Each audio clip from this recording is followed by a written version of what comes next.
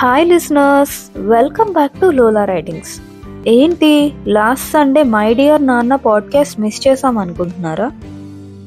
మరేం లేదండి, చిన్న చిన్న ఇష్యూస్ వల్ల బ్రేక్ ఇవ్వాల్సి వచ్చింది అంతే. But we're back with another interesting episode for you. And by the way, మా మై డియర్ నాన్న సిరీస్ని ఎంకరేజ్ చేస్తున్న ఆడియన్స్ అందరికీ big thank you. Please keep encouraging us and do subscribe to our channel. సరే, మరి ఇంకా స్టోరీలోకి వెళ్ళిపోదామా? మన అందరి లైఫ్లో that one hook, that one go to, yes this is what I wanted అనే క్లారిటీ ఒక్కొక్క పర్సన్కి ఒక్కొక్క టైం ఫ్రేమ్లో తెలుస్తుంది. సో అలాంటి ఒక స్టోరీని ఈరోజు మనం తెలుసుకుందాం. కీర్తికి 22 ఏళ్ళు ఉంటాయి. డిగ్రీ బీకామ్ కంప్యూటర్స్ చేసింది.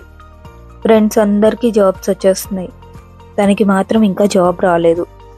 దాదాపు 10 కంపెనీల నుంచి రిజెక్షన్స్ వచ్చాయి తనకి. అసలు నేను అంత అన్ఫిట్టా అనే డైలమాలోకి వెళ్ళిపోయింది కీర్తి. సో ఒకరోజు పార్క్లో కూర్చుని ఆలోచిస్తూ ఉంది తను. ఇంకా ఈ ప్రాబ్లంకి సొల్యూషన్ నాన్న మాత్రమే చెప్పగలరు అని దృఢంగా నిర్ణయించుకుంది కీర్తి. సుమారు సాయంత్రం 5 కావస్తోంది. కీర్తి నెమ్మదిగా పార్క్ నుంచి ఇంటికి చేరుకుంది.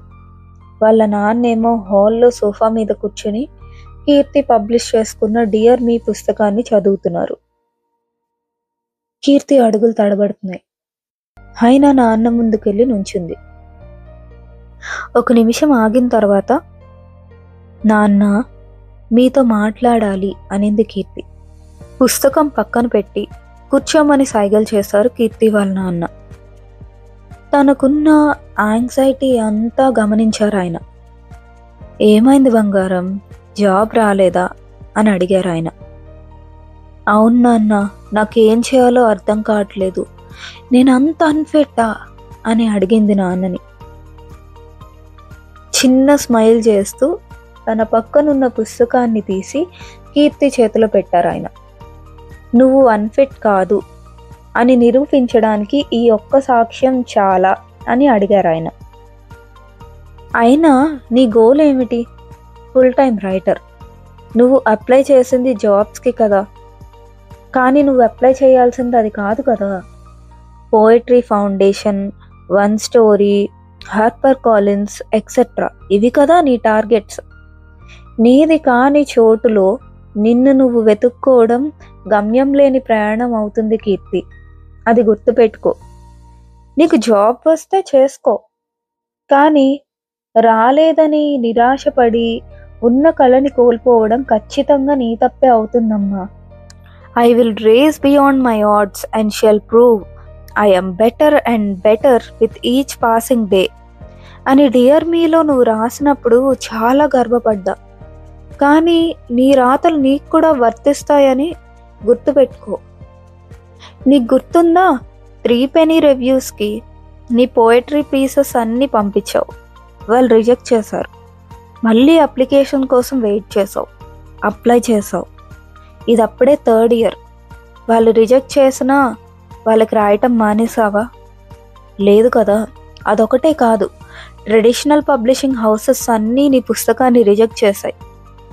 అయినా పుస్తకం పబ్లిష్ చేయడం మానేసావా? ఆల్టర్నేటివ్ సోర్సెస్ వెతుక్కున్నావు కదా.